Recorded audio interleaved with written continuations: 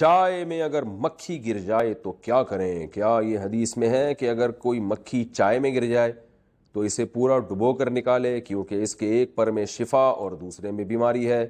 ہدایت اللہ خان کشمیر سے۔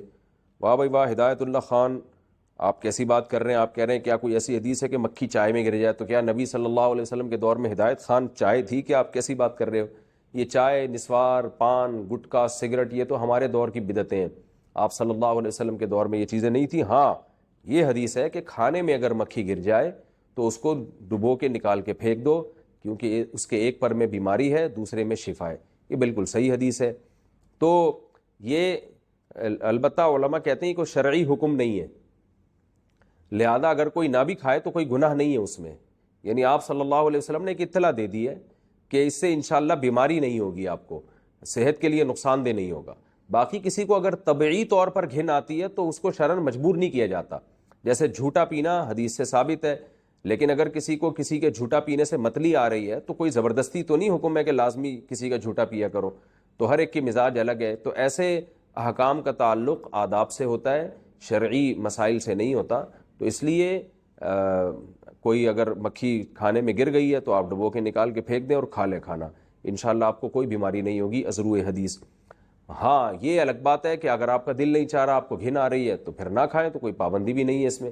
چائے میں مسئلہ یہ ہے کہ چائے اگر بہت تیز گرم ہوتی ہے تو اس میں ہمارے حضرت مفتی رشید احمد صاحب رحمہ اللہ یہ فرمایا کرتے تھے کہ تیز گرم چائے میں جب یعنی مکھی گرے گی تو وہ پھر اس بات کا امکان ہوتا ہے وہ جل کے جو ہے نا اس کے اندر کی گندگی نہ اس میں شامل ہو جائے۔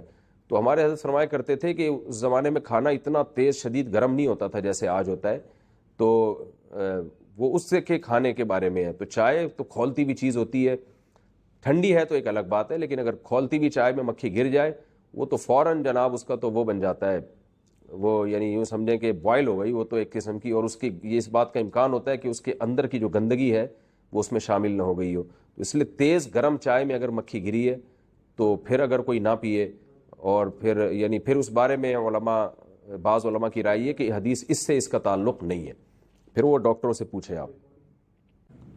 غیر مسلم کی وفات پر اظہار افسوس۔ جب کوئی غیر مسلم مرتا ہے تو کیا ہم انا للہ و انا الیہ راجعون پڑھ سکتے ہیں، یا اس کی جگہ کیا کہنا چاہیے؟ سراج عالم دہلی سے۔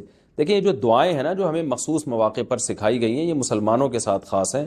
ہمیں نہیں ملتا کہ فقہا نے اس قسم کی دعائیں غیر مسلموں کے بارے میں بھی ہمیں بتائی ہوں۔ اگر کسی کے پاس کوئی دلیل ہے تو مجھے بتائے، میں اپنے اس قول سے رجوع کر لوں گا، لیکن مجھے ابھی تک کوئی ایسی دلیل ملی نہیں ہے۔ تو اگر ہو کسی کے پاس کوئی حدیث ہو تو مجھے ضرور بتائیں، میں انشاءاللہ فوراً رجوع کروں گا۔ البتہ غیر مسلم کی وفات پر تعزیت کر سکتے ہیں، آپ افسوس کا اظہار کر سکتے ہیں۔ آپ کا کوئی دوست تھا غیر مسلم، اس کا انتقال ہو گیا تو اس کے گھر والوں کو آپ یہ کہہ سکتے ہیں کہ ہمیں بڑا افسوس ہوا، اور ان کو صبر کی تلقین بھی کی جا سکتی ہے۔ لیکن اس قسم کی جو مخصوص دعائیں ہیں یہ مسلمانوں کے ساتھ ہی خاص ہیں میری معلومات کے مطابق، تو افسوس کے اظہار میں کوئی حرج نہیں ہے۔